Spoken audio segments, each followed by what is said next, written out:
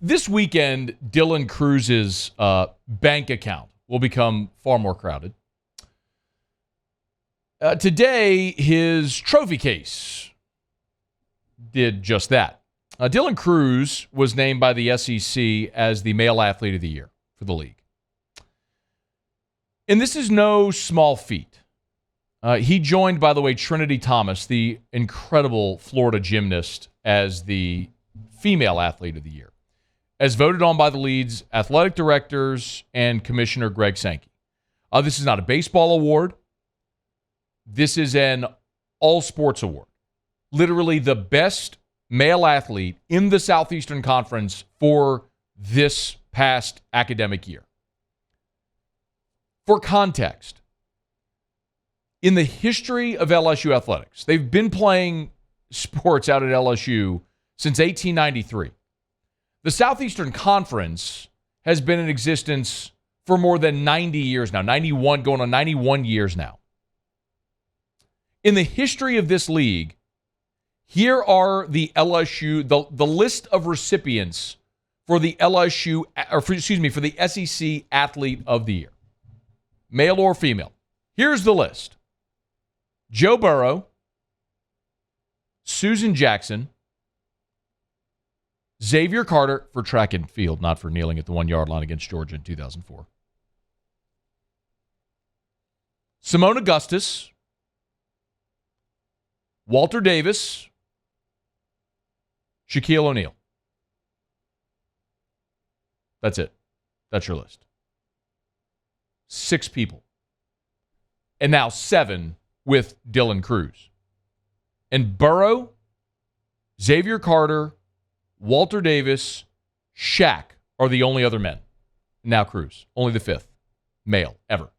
Any sport ever to be named SEC Male Athlete of the Year.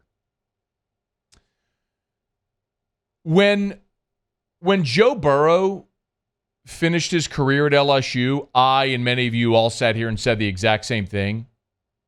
The 5-year waiting period to have his jersey retired and the statue and the Hall of Fame and all that sort of stuff, it's absurd. It should be waived. We all know that it is an absolute certainty. It's an honor that should be bestowed upon him. And instantly we knew we were watching the greatest football player ever at LSU.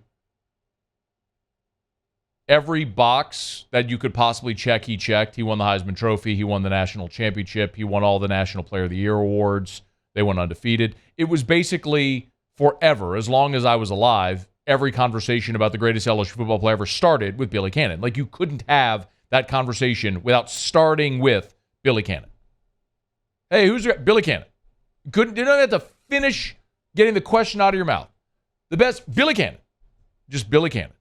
Halloween run, national championship. Oh, look out. There he goes. Billy Cannon. You've heard the song? My name is Jay Chevalier. I mean, we've all heard it. Grew up listening to it. We all did. And then Joe Burrow came along and we knew, the baton has been passed. And it's no disrespect to the past. It's just understanding that in order to recognize greatness as the greatest, there is a unanimous feeling about it. I give this example all the time for people who have the LeBron conversation. The only way LeBron is greater than Jordan is if there is a unanimous feeling. Like when Jordan finished his career, it was unanimous. There was nobody making an argument for literally anybody else. Jordan was the greatest. There is no unanimous argument for LeBron, so he's not it. Golf. Jack Nicklaus, forever greatest, right? We all knew it. 16 majors, we knew it. Tiger Woods beat him. He's not going to break his majors record, but we all know Tiger Woods is the greatest golfer that's ever walked the face of the earth.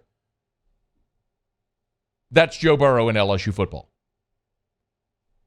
And now that's Dylan Cruz in LSU baseball. There are no other boxes to check, and there is no other conversation to be had. And he'll add another chapter into that lore this weekend with the draft, when he's either the first or second pick of the draft, how it's going to go. But Dylan Cruz came here with all of the expectation and was a 3-year starter. And in his final season in Baton Rouge, All he did was lead the SEC in batting average at 426, second best season in LSU history behind only Ray Frimes, who had 431. He led the SEC in batting average, on-base percentage, runs, hits, walks, and increased his on-base streak to 75 consecutive games, including all 71 games this year. Do you have any idea how hard that is to do? To get on base in literally every damn game you play?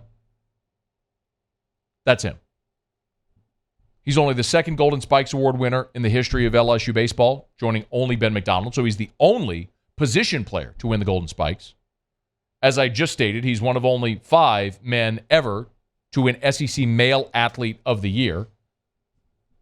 He is a unanimous and consensus All-American. He's a national champion.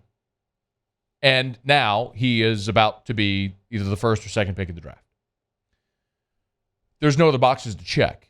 Dylan Cruz is the greatest baseball player that's ever come through LSU. There's not an argument to be made for anyone else.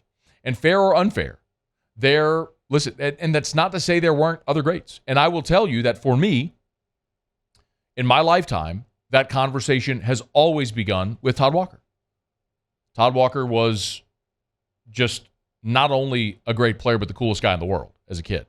His 12 is retired, along with Eddie Furness, the only position players at LSU to have their numbers retired, along, of course, with Ben McDonald and Skip Bertman. But you're talking about an elite defender at a premium position, a guy that hits for average and power, is a 5-tool guy. He is what Bregman was when he came through here, with more power, obviously at a premium position, and check the final box of winning the national championship, winning the Golden Spikes Award, winning SEC Male Athlete of the Year, all of those things. There is no conversation to be had. And in the same way that it's absurd that Joe Burrow's 9 isn't already retired, and I don't mean retire the jersey like LSU does. I mean retire the number.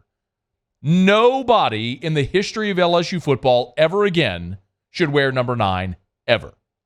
I get it. You keep retiring numbers, you're going to run out of numbers. I get it. Don't need to do that for everybody. All the people that have been honored, it's just. Billy Cannon's 20, Joe Burrow's 9 should never be worn again.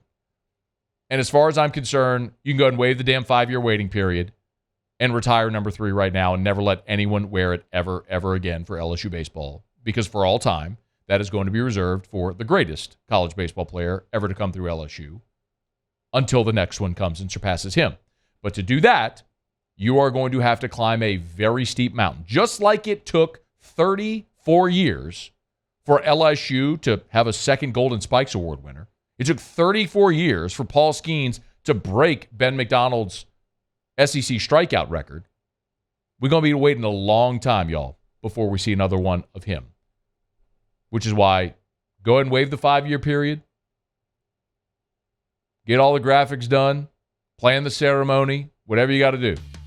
3's got to be retired and needs to be done. Dylan Cruz, SEC Male Athlete. Hey, thanks so much for watching. Please leave your comments. I love to interact. And be sure to hit the red subscribe button below.